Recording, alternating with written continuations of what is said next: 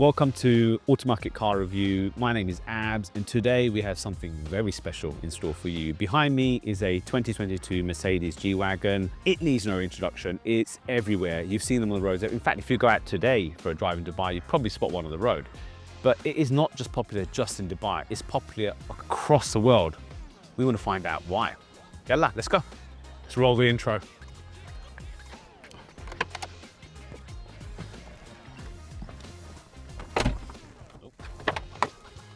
Let's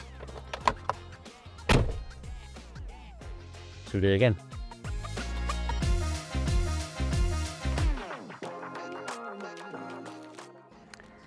It's quite a good looking car, isn't it? I mean, I can kind of see why people look at this and go, that's a pretty car, that's beautiful. And actually, it kind of oozes the status symbol, and I think a lot of people go for it because of that. And it's funny because if you look at the car, it's actually quite a boxy car. And the reason why it's boxy is this car was actually designed in the 1970s, originally as a military vehicle. And up until now, it has largely remained unchanged with a few updates here and there to make it look a bit more modernized. The older ones, you could tell they're a bit more older. The newer ones, a few things here and there, especially on the interior, has changed a lot, but it's largely remained the same from 1970s. But it still looks so good. And you can see some manufacturers now trying to also copy it because now boxy is cool. A few of the exterior things that I really love about the G Wagon is these bull bars. Got a nice menacing look. These indicators, which are fantastic because you can actually see them from the inside. Further down here, the quad exhaust tips. So you've got two on each side. And these alloys, these monoblock alloys are absolutely fantastic. They look really nice. Got a just timeless classic look to them. Well done, Mercedes. So the boot is a reasonable size. It's not as massive as maybe some of its competitors, but it's a decent size. You can get all your camping stuff and off-roading stuff in here. Some of the side parts are taken up due to the subwoofer and a few other bits and pieces over here. But it's a reasonable size that you can actually utilize quite well when you've got a decent amount of height. Ignore the gloves, it's not Amir Khan's vehicle. Oh, not the boot as well. I really love the interior of the G Wagon. I think they've got it really, really right. The previous variations of the G Wagon, whether you go back to the 2000s or a bit later on from that, or especially 2000, the interiors were terrible. They felt very plasticky. They were really bad quality builds. They've really changed their game and made it good. In fact, to be honest, Mercedes in general, their interior game is on top. They're actually absolutely lovely. Even though it's a 2022, it's not full of screens everywhere. You've still got buttons for certain stuff that you need, which is really good. The whole dash actually is a one-piece screen split into two. So you've got one full digital screen for your displays or your drive phone for timing displays. And you've got a large screen on the right where you've got your sat nav and all the home settings, etc. The steering wheel is perfect, probably one of the best steering wheels in the industry. And what I also like is that you've got where you can change, where you've got bits where you can change your drive modes very easily. Things even like your exhaust, you want to change the exhaust valve to make it louder. You've got a little button here. You've got changes to AMG aerodynamics here, all the usual sound control, etc. And one thing that's really good actually, and I quite like, is you've got this almost like a mouse button or touch button that you can flick up and down, and that allows you to change menus easily, especially when you're driving. It's quite easy to use. The other thing that I really like is that this car's got loads of cubby spaces. So back down here, you've got loads of bottle space. There's another two more bottles down here. You've got two cup holders here, so you can put your cup up there as well. Over here, you've got storage space. I don't know why, but I don't really like this when Mercedes do these split armrests. I don't like them. I don't know why. Just have a single armrest, but you've got plenty of space in there. You've got two USB ports as well, so you can plug that in. Apple CarPlay, so you plug your phone in and get it directly hooked up.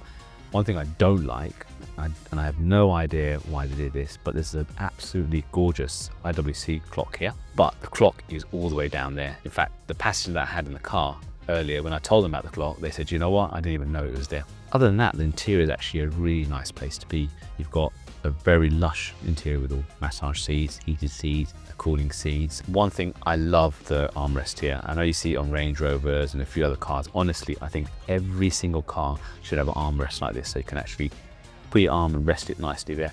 Electric buttons for the windows, everything are all here. That's exactly where it should be. Where some cars, you're fiddling around looking for it down there. That's where you should have it.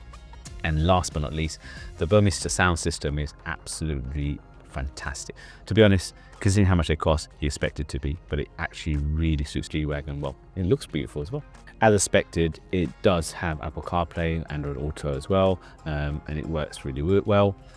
The only thing that is disappointing though, despite being a 2022 model, this screen is actually not touchscreen. So you actually have to use toggle mouse thingy magic, and it works all right, but it's not as good as being able to just tap on the screen. So it's a bit disappointing about that. So what's it like to drive day to day? Especially like, for example, here we're on the 311, and where a lot of times we will spend this time on Shakeside Road on 311. One thing probably to make note is you probably can hear me quite well, and the reason why is because we're going to run some post-production so that you can hear me properly, because in reality this is what it sounds like in here. Now we understand why it doesn't sound that nice in here in terms of the wind noise. It's basically a box on wheels. The windscreen is slanted, it's a design from the 70s. It's not as aerodynamic as a lot of its competitors.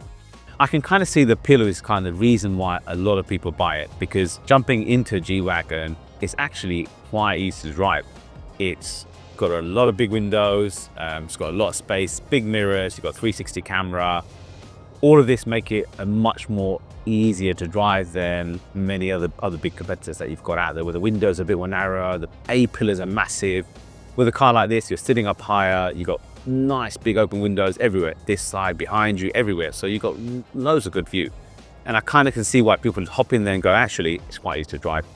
I guess if you buy a car like this, you're not really concerned about fuel economy. And Mercedes has tried to reduce the fuel economy. I mean, their engine size has gone down from the previous 5.5 litre V8 to a 4 litre V8, both turbocharged, and it's obviously a V8. And I'm happy that they actually kept it a V8. I'd rather they keep it as a V8. And they have done some steps where they've tried to put in cylinder deactivation. So as I'm driving on a road like this, what actually happens is that 4 cylinders shut down. So you're actually running only on 4 cylinders, like a Nissan Sunny.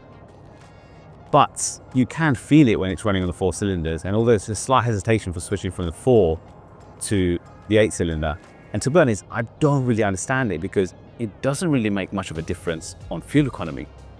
It's still bad. And to me, I expect it to be bad. It's a car that weighs 2.5 tons. You've got to pull this thing along. Of course it's going to be bad. I don't see the point of doing a cylinder deactivation on a car like this. If you're buying a car like this, you're going to spend money on fuel. You expect it. I think one thing that's probably overlooked on the G Wagons, and you kind of can understand why, is although you see these cars everywhere on the roads, barely going up a curb, it has a lot of off-roading capability. In fact, one of its beginnings was a military vehicle in the 70s, and is designed to off-road. And by all means, the G Wagon is perfectly capable of going off-road. It's got the ground clearance, it's got all the toys. In fact, in this particular G Wagon, you've got 3 locking diffs. This is very unheard of on an off-roading car. So it's got all the tools in, it's got all the capabilities, and it's proven that it can do it. But a lot of people won't take it off-roading. And you can kind of understand why. Imagine breaking one of these whilst you go off-roading and then looking at the repair bill, probably wouldn't be enough to make you cry. So what's the AutoMarket verdict? I think you should definitely consider it. It is a very expensive car, especially when it's brand new. Secondhand, thanks to depreciation, it does actually become a potential good buy. But it is an expensive car from the start. So if anything does go wrong, it will be expensive to repair. So if you're looking to purchase one of these, make sure you factor that in. You need to make sure you go to a specialist Mercedes garage, you understand these cars and know all the preventive measures that you need to take place if you're going to buy one. If you can afford it, and to be honest, if I had the money, I probably would buy one. So if you do decide to get one, just make sure you get checked out properly, find a decent garage. If it's under warranty, extend that warranty. It's a fantastic car. As I can't afford one, I'm going to go and look for a Suzuki Jimny with a G Wagon kit. See you later.